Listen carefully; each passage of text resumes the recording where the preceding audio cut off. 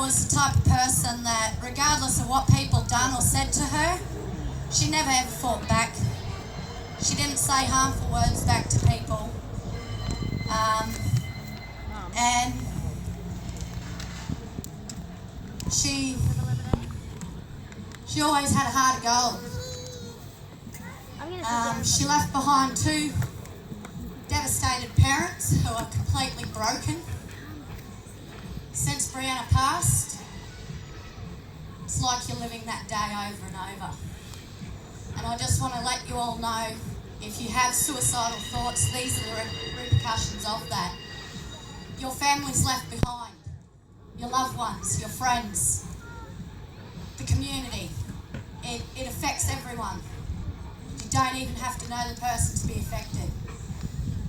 Breannah's left behind 4 siblings who, for years, will not understand what is happening.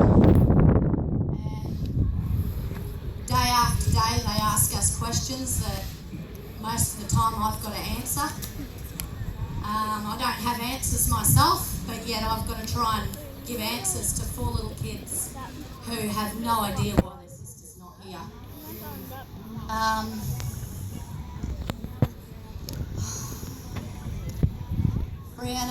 Breannah always put her heart into everything. Animals were one of her biggest favourite things in the world. If she saw a gecko squashed in a window, it broke her heart completely. She thought everything and everyone deserved a life, deserved to live. Not just any life, a good life.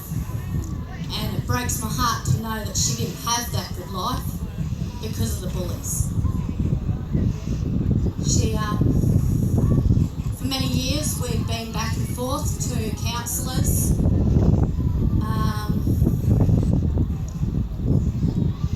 Realistically, her issues were never addressed. I wish I could say they were, but they weren't. That's the reason why we're trying to make a difference in the laws that surround bullying and the effects that it has, because you never know when your last day is going to be. And the last week and a half of Breannah's life, I still stand here with so much regret that I couldn't do more. And I know that I fought every day that I knew since the day that we'd found out that she'd attempted, only a week and a half prior. And some other people knew, and I'd just like to say to you, if you are told that someone is suicidal or someone is having suicidal thoughts, don't just take it as a grain of rice. It's serious. People are coming to you for a reason. Don't hold back on the information that they give you. A lot of people knew 6 months prior to Breannah leaving us, but failed to say a word. Had they have said that word, it would have gave us 6 months to try to save our daughter's life, not a week and a half. In a week and a half, we lost our battle to save her. She lost her battle to live. Breannah had so much to live for. And she was going to uni next year. Her goal was to become a special needs teacher, because those kids need a little bit extra special care, and she wanted to be that person to give it to them. I'm a little bit devastated on the turnout here today. I thought we would have actually got more people behind us here, but it's only early days and I've got a loud voice, and the majority of people that are standing here who do know me, they know I won't shut up. My daughter's life is worth fighting for, regardless of whether she's gone or not. I'll stand here for the rest of my days and I will shout to the rooftops.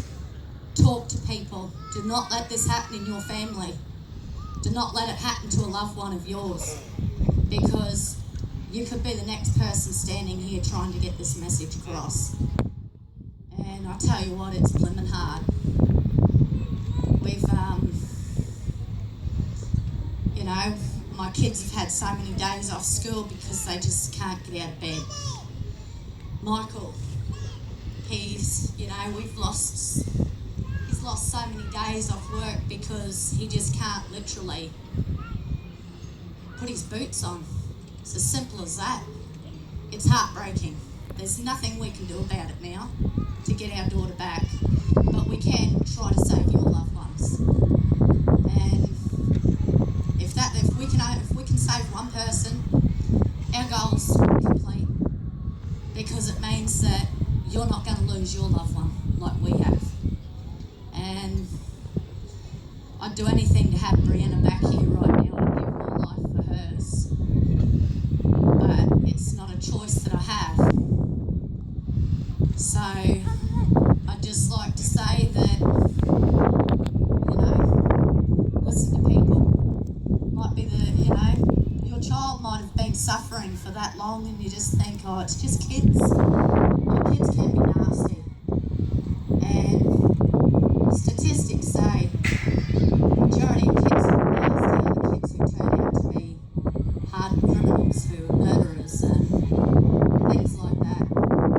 So I think people need to take a look at their children and themselves and just teach them a few different ways instead of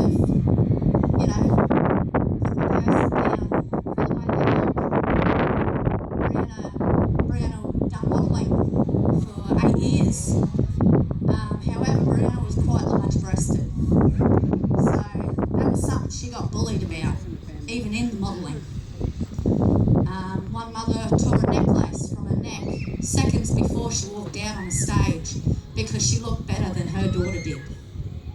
Breannah walked out on that stage, bawling her eyes out, but she still done that catwalk. And I've got to give her credit for that.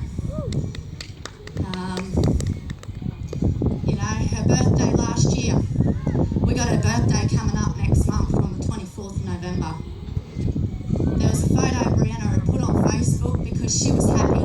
She celebrated her 16th birthday.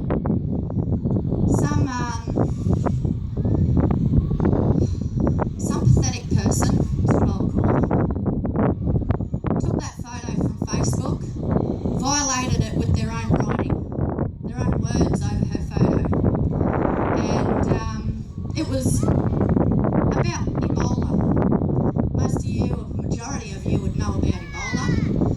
Well, instead of Breannah being ashamed or anything, she took that photo that this person had posted about her on Facebook and she reposted it to that person, directly to her page, but in reference to the person.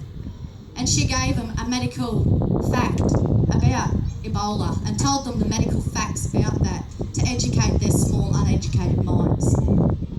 So if you've got a young 16-year-old girl who can even give you the facts of Ebola, she's a lot better than you will ever be as a bully, because it means she has a heart. Regardless of what you say about her, she will stand up, not being nasty to a person, but she will stand up and she will take what you've said to her and she will run with it and she will turn that to be a positive for herself. However, 9 years of being bullied, it has its toll on people, and it had its toll on Breannah. And sadly, she's not here to say this today, but it tore her to pieces. She became withdrawn. She did not come to social events with family, family social events. She very rarely wanted to go to school. Most of the time we walk past her room and find her crying, day in, day out, over what people had said, what people had done. And yeah, week and a half before Breannah did take her life, someone walked into the office when the office were notified about it and overheard what had happened. Within 5 minutes, She walked into the room where Breannah was after the teacher had walked out and asked her was it true that she had tried attempting suicide. Breannah was crying and said, yes, please don't say anything to anyone. And this person had told her, I promise I will not say a word to nobody. Within 5 minutes of leaving that office, this girl had told the entire of the school. At least several of Breannah's friends came to the office and confronted Breannah about it. That was Breannah's breaking point. She could not believe that this person, who was actually one of Breannah's friends prior to all this, even as early as the beginning of this year, this girl was Breannah's friend. And to do that to a person when you have known them since you were 2 years old, Breannah could not believe this person could do that to her. I think Breannah could accept what the bullies had done to her, but when it comes from someone who you trust and you love and you respect, that's what broke her. And there's no way out of that. The last week and a half, we did do everything we could. We tried getting her assessed, however we failed. We could not get Breannah assessed anywhere in Queensland. And I think that's a joke, because now I'm standing here without my daughter because of the system. Breannah was apparently seeing a psychiatrist. However, since her death, we've found out she wasn't seeing a psychiatrist. She wasn't even seeing anyone that was qualified. So, what chance did she really have? If our system fails her, our schools fail her, the police would not charge these people after physically putting Breannah in a hospital. An eye the size of a tennis ball that she could not see out of. Her ribs were bruised from being kicked. She was thrown on a road in front of vehicles. Not once, but twice. Once in grade 8 and once in grade 10. Thank God for us, those people in those vehicles stopped, because we could have lost our daughter back then. But the Lord was looking out for her that day, on those days, and it wasn't her time. And I sit here every day and I ask the Lord, why did you put her through this? Why did you allow her to go through 9 years of this for her to end like this? It's not right. And it never should be right for anyone to deal with that sort of stuff.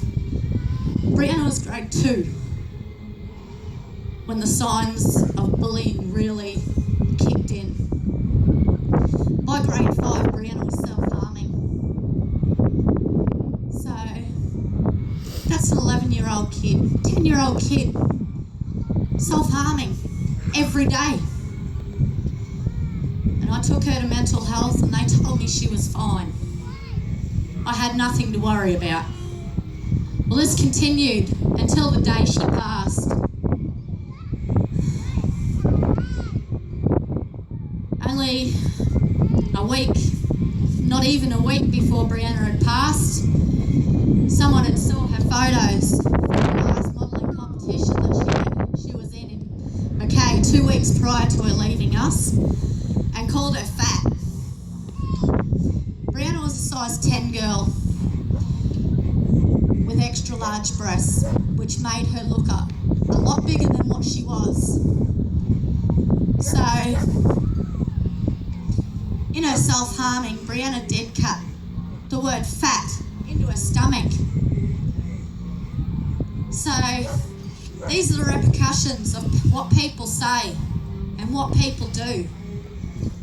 Personally, we didn't want to tell you facts about Breannah, but we've had a lot of negative feedback from this community. So I think it's only right that we tell you what she went through so that you can understand why we are fighting so hard, why we want to save your family members and stop them from having to deal with what Breannah did. Because we haven't had a lot of hands go up to jump on board with us. We've got a committee has made up a family because not too many people want to talk about suicide.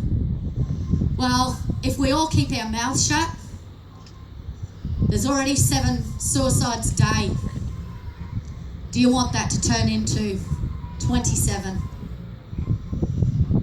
You know, the more people that can talk, the less that this is going to happen, because they're going to know that there's people out there. There's help. All you need to do is find that one person. That's all you need. One person that you trust, you can confide in. And I know, you know, a lot of Breannah's friends told me that she didn't want to tell us because she didn't want to break our hearts. Our hearts are not here anymore. It's not about having a broken heart, because I can't even feel a heartbeat. I've not been able to feel a heartbeat since the day my daughter left. So I don't think it's about having a broken heart. It's about losing your heart. And I think I'd prefer to have a broken heart than no heart at all. And yeah, day to day we have to live. You know, our family members here, we're all struggling. I know a lot of this community is struggling with the past suicides in this town. It has affected more people than we realise, but it's still a taboo subject. And I was really hoping, and I prayed to God, that this would be a really good turnout today to get our message out there, that we care. We might not know you, but we care, and we don't want you in the position that we're in. We don't want your child to suffer like ours did. And if everyone can just take one little bit of something home from here today and use that in your life. You know, we got brochures over here on mental health, depression, suicide. You know, please take them. They're free. You never know what you're going to learn out of them. Prevention is our biggest thing that we need to address. And I think if we can get our Words Can Hurt program into all Australian schools, that's a start. And I think the slogan, Words Can Hurt, you know, it's a basic slogan, but I think it really hits home, because regardless of whether you are a child or an adult, I know I do, I lose the plot. I say things that don't mean. So I think if we can all take things, you know, something away from here today, I think it's the way we treat people. Treat people the way you want to be treated. And don't be offended if you treat people like crap and they treat you like crap, because that's the way life is. If you're not prepared to treat a person nice, why should they treat you nice? But Breannah didn't take that on, because Breannah didn't care that they tormented her, bullied her, bashed her up. She was still friends with those people. She still spoke to them. She still put a smile on her face, and she still said hello to them every day, because that's what sort of heart she had.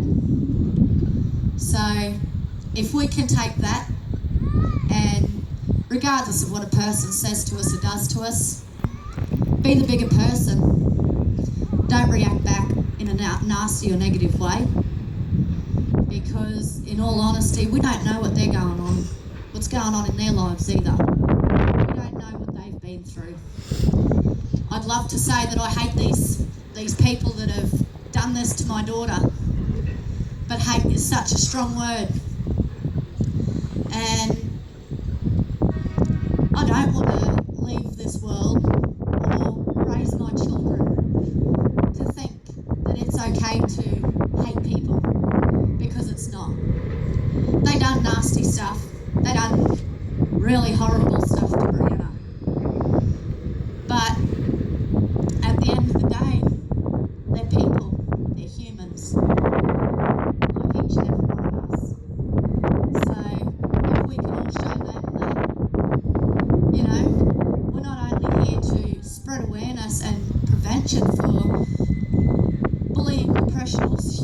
suicide, but we are also here for them, to get them out of the position that they're in of currently bullying people. Get them on board and teach them that that is not the way of life. Life should be fun. Life should be happy. Life should be full of love, not hate. I can honestly say that I have a lot of anger towards them, and I think I really have the right to, because they get to wake up every day and go and bully another person, because a lot of them still are. I know, I've been told, my children have been bullied by these people since Breannah passed. So I know they're still doing it, and I really hope that they see that there is a better way of life. You don't need to be nasty to people to get by. And, you know, even if we put out our shoulder for them to have a cry on, they've got to be, you know, I can't just let them, you know, I'd prefer to help them along the way as well, rather than continue letting them live the life that they're currently living. Because some of these children, their parents don't care. So, I'm a mother myself. I'd be happy to take these children under my wing and teach them that love is better than hate. Teach them that what you've done to my daughter could have easily have been any other person in this town. Still could be any person in this town. So, I know Breannah's up there today watching over all of us, and she'd be proud of each and every one of us here today, because we're willing to take this stand, and we're willing to unite as a community and scream our lungs out if we have to, but to fight for life. It's what it comes down to. Stop suicides and fight for life. Once you're gone, that's it. We can't fight for you anymore. So, yeah.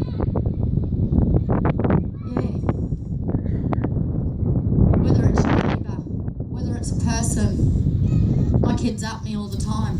Mum, you don't know that person. How do you just talk to people like that? I don't know. I do. That's who I am. I don't need to know a person to say hello or are you okay? I saw a lady sitting on a chair in the main street of Ayr out in front of JJ's only 2 weeks ago, and she was crying. And I was walking past and I said to her, are you okay? And she just looked at me and put her head back down like she didn't want to talk to me. So I sat on the chair beside her. I had my little 4-year-old with me, and I just put my hand on her shoulder. Her cry got louder, and she told me that her partner does beat her. And, you know, she'd left the house that morning and just gone and sat in the main street of Ayr to get away from it.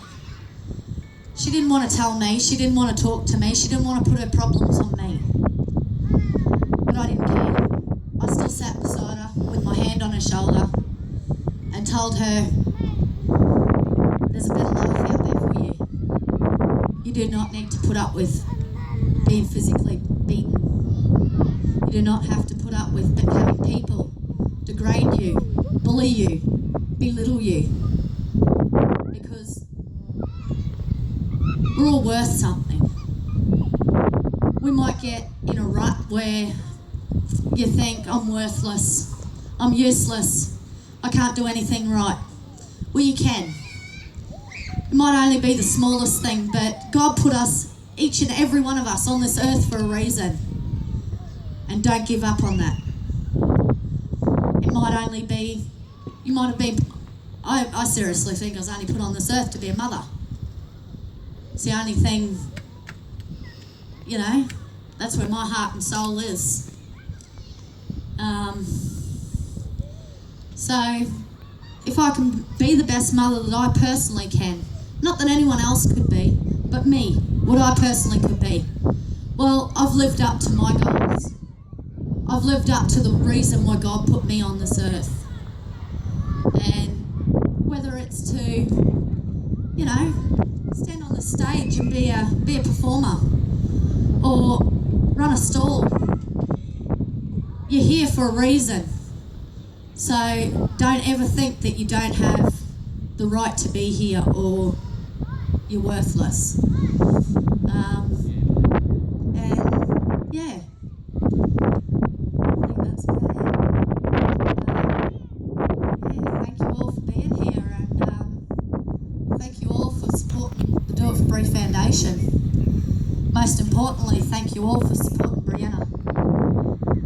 I wish she was here today to thank you herself and be part of this with us and fight this cause with us. But she's not, so I hope each and every one of us who are here today can stand up and say, I'm willing to fight with you. We're going to have a lot of hurdles along the way. But with this petition we got going, we got Dale Last on board. We've got, we're trying to work out a program to go in schools so if we can get all these on board and have more young people behind us. That's so much better for us, you know. It's better for everyone. Because rather than fight a battle on your own, that is one of the hardest battles to fight. We need to unite. We need to show the love and the support that each and every one of us need in our everyday life. Because work's hard, school's hard, life is hard.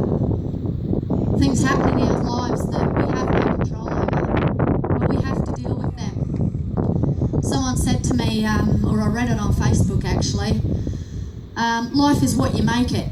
It's not what you make it, because life is influenced by so many other things. If my life was the way I made it, my daughter would be standing here. So life is not what you make it. Life is what it is. And we all need to do our best to live a good life, a happy life, a loving life. And that's all we can hope for.